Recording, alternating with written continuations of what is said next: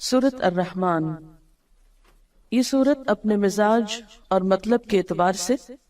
سورتوں کے اس گروپ سے تعلق رکھتی ہے جو مکی زندگی کے اس دور میں نازل ہوئی جب آپ صلی اللہ علیہ وسلم کی تکذیب اور مخالفت جوش پر تھی، اور وہ آپ سے بار بار اس بات کا مطالبہ کر رہے تھے، یعنی آپ کے دشمن، کہ انہیں کوئی نشانی دکھائی جائے، کوئی معجزہ دکھایا جائے، اور اگر ان کے مطالبے پر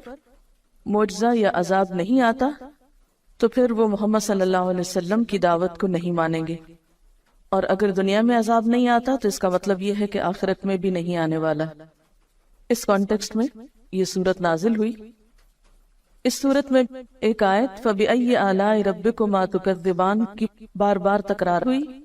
تو یوں لگتا ہے کہ جیسے مخالفین اپنی ضد میں مبتلا تھے، تو اللہ سبحانہ وتعالیٰ کی طرف سے بھی جو کلام آیا اس میں ان کے جواب میں مختلف آیات کو بار بار دہرا کر ان کی ضد کو ختم کیا گیا۔ کسی بھی بات کو بار بار کرنے کا مطلب کیا ہے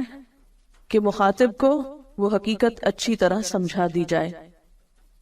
اس چیز کی طرف توجہ دلائی جائے جس کی طرف وہ توجہ نہ دینا چاہتا ہو۔ قرآن پاک کا یہی انداز دراصل ایک مؤثر انداز ہے کہ وہ مخاطب کے مزاج کو سامنے رکھ کر بات کرتا ہے۔ مخاطب اگر ضد میں مبتلا ہے تو اس کی سوچ کی اصلاح کے لیے ایسا انداز اور اسلوب اختیار کیا گیا ہے کہ وہ سوچنے پر مجبور ہو جائے۔ پچھلی صورت میں بار بار وَلَقَدْ يَسَّرْنَا الْقُرْآنَ لِلذِّكْرِ کی بات ہوئی، اور یہاں کلام کے آغاز میں ہی فرمایا بسم اللہ الرحمن الرحیم الرحمن علم القرآن، رحمان اس نے قرآن کی تعلیم دی۔ اس صورت میں اللہ سبحانہ وتعالیٰ کی بہت سی نعمتوں کا ذکر کیا گیا ہے، اور پھر ان نعمتوں کا احساس بھی دلایا گیا سوالیہ انداز میں فَبِأَيِّ آلَاءِ رَبِّكُمَا تُكَذِّبَانِ کہہ کر کہ تم اپنے رب کی کن کن نعمتوں کو جھٹلاؤ گے۔ حقیقت یہ ہے کہ انسان کو جتنی بھی نعمتیں ملی ہیں ان سب میں بہترین نعمت، اعلیٰ ترین نعمت، اور وہ نعمت جس کا سب سے پہلے ذکر کیا گیا وہ ہے قرآن کی نعمت۔ ساری دنیا کی نعمتیں ایک طرف اور قرآن کی نعمت ایک طرف۔ هُوَ خَيْرٌ مِّمَّا يَجْمَعُونَ، وہ بہتر ہے ہر اس چیز سے جسے لوگ جمع کر رہے ہیں۔ اور یہ اللہ تعالیٰ کی رحمت کا نتیجہ ہے کہ مخالفین عذاب مانگ رہے ہیں اور اللہ تعالیٰ جواب میں اپنی رحمت کے طور پر ان کی اصلاح کے لیے قرآن بھیج رہا ہے۔ الرحمن، بے حد مہربان، بہت مہربان، علم القرآن، اس نے تعلیم دی ہے قرآن کی، اس نے سکھایا ہے قرآن۔ اہل مکہ کہتے تھے کہ یہ قرآن کسی انسان نے یا کسی جن نے آپ کو القاء کیا ہے، یا آپ نے خود لکھ لیا ہے، یا کوئی اجمی غلام آپ کو اس کی تعلیم دیتا ہے، یا کچھ اور لوگوں کا خیال ہے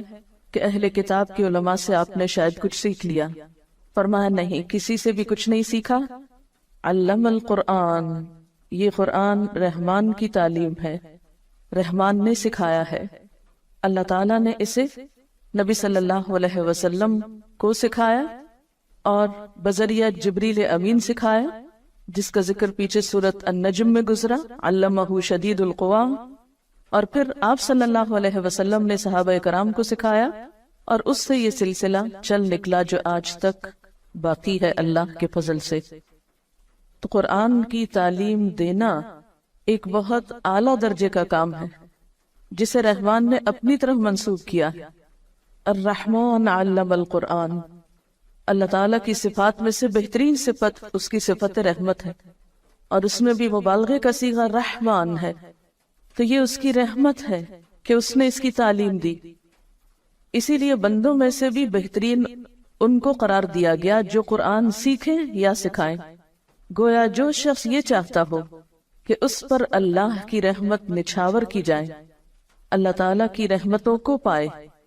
اس کے لیے پھر اس کے سوا کوئی راستہ نہیں کہ اس قرآن کو سیکھے اور سکھائے، یا اس کو لوگوں تک پہنچانے کے لیے کوشش کرے۔ اور یہ حقیقت ہے کہ جو شخص بھی اپنی زندگی، اپنے وقت، اپنے مال، اپنی صلاحیتوں کا کچھ حصہ بھی اس کی تعلیم کو عام کرنے میں استعمال کرے گا، اللہ تعالیٰ اس کی ان تمام چیزوں میں برکت پیدا فرمائے گا اور اپنی خاص رحمت سے نوازے گا۔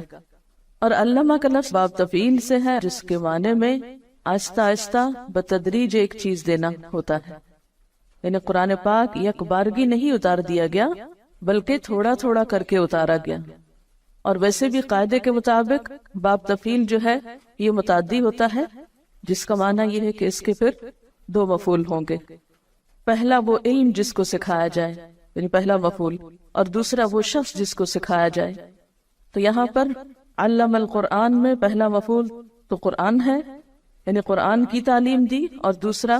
کیا ہوگا کہ وہ شخص جس کو دی گئی، یعنی رسول اللہ صلی اللہ علیہ وسلم، اور پھر آپ کے ذریعے سب تک یہ ہدایت پہنچائی گئی۔ تو الرحمن علم القرآن، رحمان نے تو ایک خاص طریقے پر قرآن کی تعلیم دی، آہستہ آہستہ سکھایا، لیکن ہم کیا چاہتے ہیں کہ ایک دم بس پورا کر دیا جائے، چاہے سمجھ میں آئے یا نہ آئے، دل میں اترے یا نہ اترے، عمل کا حصہ بنے یا نہ بنے۔ خلق الانسان، اس نے پیدا کیا انسان کو، اس نے انسان کی تخلیق کی، یعنی انسان بندر وغیرہ سے ترقی کر کے، یعنی جانور سے ترقی یا ارتقاء کر کے انسان نہیں بنا، بلکہ انسان جانوروں سے بالکل ایک الگ مخلوق ہے،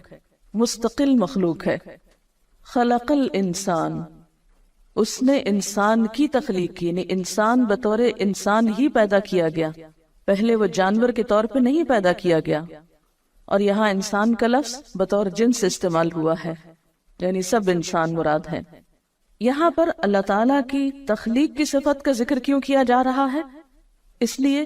کہ اللہ تعالیٰ نے جو تعلیم دی ہے قرآن کی، یہ اس وجہ سے دی ہے کہ اس نے انسان کو بنایا، وہ انسان کی حقیقت کو پہچانتا تھا،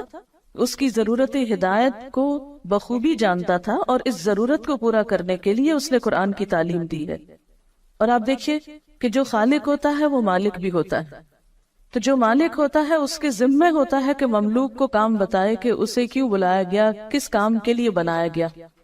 یہ بالکل ایسے ہی ہے جیسے آپ کسی فیکٹری میں ملازمت کریں، تو فیکٹری کے مالک کا ذمہ ہے کہ آپ کو آپ کے کام کی نوعیت بتائے۔ جب بھی کسی کو کسی محکمے میں یا کسی ادارے میں یا کسی دکان پر یا کسی فیکٹری میں مملوک کے طور پر یا کام کے لیے بلایا جاتا ہے ایک امپلائی کے طور پر، تو جو مالک ہوتا ہے اس فیکٹری کا یا بزنس کا، اس کی ذمہ داری صرف یہ نہیں ہوتی کہ لوگوں کو بھرتی کر لے، بلکہ اس کی ذمہ داریوں میں یہ ذمہ داری نہایت اہم ہوتی ہے کہ وہ آنے والوں کو ان کا کام بتائے۔ تو اللہ تعالیٰ نے انسان کو پیدا کیا، وہ انسان کا مالک ہے، انسان اس کے آگے مملوک ہے، لہٰذا یہ اس کی ذمہ داری تھی کہ وہ انسان جیسی مخلوق کو پیدا کر کے عقل دے کر اسے یہ بتائے کہ اسے کس لیے بنایا۔